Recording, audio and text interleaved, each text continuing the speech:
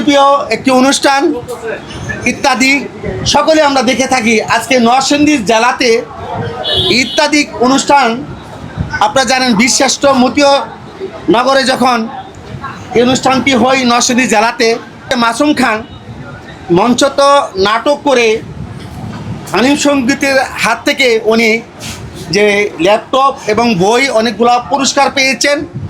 আমাদের রায়পুরার সন্তান হিসাবে আমরা গর্ববোধ করি। এই যে পুরস্কার পাওয়ার পরে আপনার অনুভূতি জানতে চাচ্ছি তাজা খবরের মাধ্যমে, এবং তাজা খবর যে দর্শক রয়েছে এই দর্শকের উদ্দেশ্যে যে কিছু বলতেন। প্রথমেই তাজা খবরে যত শুভাকাঙ্ক্ষী শুভানুধ্যায়ী যত ফ্যান ফলোয়ার আছেন সবার প্রতি আমার শ্রদ্ধা এবং ভালোবাসা। আর বিশেষ করে হচ্ছে যে মানুষটা আমার সামনে দাঁড়িয়ে আছে, আমরা রায়পুরাতে যখন আমরা ভিডিও শুরু করি, নাটক শুরু করি, তখন সিডির যুগ ছিল। তখনই ফরিদ ভাইয়ের সাথে আমরা একসাথে তখন কাজ করি আর কি। তো কঠিন সময় পার করছি। এখন তো টোটালি আসলে ডিজিটাল একটা যুগ, অনেক কিছু সহজ হয়ে গেছে। আর ইত্যাদি বিষয়টা যখন আমি আসলে খবর পাইছি যে রায়পুরাতে ইত্যাদি হবে, তখন আমাদের জন্য আনন্দটা বাইরে গেছে। ইত্যাদি আসলে সামনে থেকে দেখাটাই আমাদের একটা সৌভাগ্যের বিষয় ছিল আর কি। কোনো সময় থেকে আমরা ইত্যাদি দেখে আসতেছি, সবাই বাংলাদেশে এমন কোনো মানুষ নাই যে ইত্যাদি পছন্দ করে না। যাওয়ার পরে এরকম কিছু যে আমার জন্য প্রত্যাশা, এটা আমি একদম অকল্পনীয় ছিল। হ্যাঁ, আমি একটু স্টাডি করতাম ইত্যাদি নিয়ে, যেটা হচ্ছে যে ইতিহাস ঐতিহ্য নিয়ে প্রশ্ন করে, এবং যেই জেলায় অনুষ্ঠানটা হয় এই জেলার ইতিহাস ঐতিহ্য নিয়ে প্রশ্ন করে। তো সেই মোতাবেক আমার চেষ্টা ছিল যে প্রশ্নগুলো আমি খুবই মনোযোগ দিয়া যেটা পারমো দাঁড়ায় যাবো গা, বুলক শুদ্ধ পর একটা পরে আগে দাঁড়ামু। আর আলহামদুলিল্লাহ প্রথম প্রশ্নই আমি পারছি, দাঁড়ায় গেলাম। দাঁড়ানিয়ে প্রশ্নের উত্তর দেওয়ার পরে একদম বুক দরবর, মানে পারার পরেও আমার দরবরে যেতেছে না, যে হাজার হাজার মানুষের সামনে, যেখানে তারপরে ইউনো মহোদয় আছে, এমপি মহোদয় আছে, বিশিষ্ট ব্যক্তিবর্গ আছে, সাংবাদিকরা আছে, এবং আমার অনেক শুভাকাঙ্ক্ষীরা আছে সেখানে দাঁড়ায় আছে। যে সবার সামনে একটু নার্ভাস প্রথমত ছিলাম আর কি। অভিনয়ের কথা কইছে তখন আমার তো আরো আমার জন্য একটু সহজ হয়ে গেছে, কারণ এই আমার ধারণা ছিল অভিনয় করি, হ্যাঁ সেটাই, এই জন্য আমার জন্য একটু সহজ হয়েছে। কিন্তু আরেকজনটা একটা ক্যারেক্টার, এভাবে চারজনের চারটা ক্যারেক্টার দিল। তো আলহামদুলিল্লাহ আমি চিন্তা করছি আমি স্ক্রিপ্ট হাতে নেওয়া করতাম না। আপনারা হয়তো প্রোগ্রামটা দেখলে বুঝবেন যে আমার হাতে কোনো স্ক্রিপ্ট ছিল না। তো আমি একদম স্ক্রিপ্ট ছাড়া করাতে আমার এখানে একটু পয়েন্টটা একটু বাইরে গেছে। যারা দর্শক শুভাকাঙ্ক্ষী যারা সবাই ছিল, সবার কাছে আমার অভিনয়টা ভালো লাগছে এবং সবাই আমাকে সমর্থন জানাইছে। আমি প্রত্যেকের প্রতি আমি আসলে কৃতজ্ঞ। আমি টোটাল রায়পুরাবাসীর উদ্দেশ্যে আমি সেলুট দিয়েছিলাম, হয়তো কেউ হয়তো খেয়াল করেছে বিষয়টা। অভিনয়টা ছিল কি আমাদের আঞ্চলিক ভাষা নরসিংদীর ভাষায় ছিল কিনা?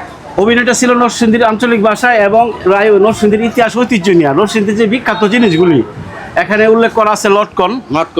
লটকনের কথা, কলার কথা আছে উল্লেখ করা আছে, তাঁত শিল্প, হ্যাঁ তাঁত শিল্পের কথা উল্লেখ করা আছে, বাবুরহাটে উল্লেখ করা আছে। এইগুলি আমাদের নরসিংদীর ঐতিহ্যবাহী জিনিসগুলি এই স্ক্রিপ্টে উল্লেখ করা আছে। ঘোষণা হয়েছে তখন আমার আসলে আমার প্রয়াত বাবার কথা তখন মনে হয়েছিল, যিনি অনেকে হয়তো জানেন না, উনি বাংলা একাডেমির পুরস্কারপ্রাপ্ত শ্রেষ্ঠ উপন্যাসিক আবুল হাশেম খান। উনি দেশে প্রতিষ্ঠান করে গেছেন, একটা মসজিদ মাদ্রাসা ইতিমখানা করে গেছেন। তো তার কথা প্রথমে মনে হয়েছে আর কি আমার, যে আজকে হয়তো এই জিনিসটা দেখলে হয়তো উনি খুশি হতো আর কি। সবার দোয়া ছিল আমার সাথে এবং আল্লাহ সহায় ছিল।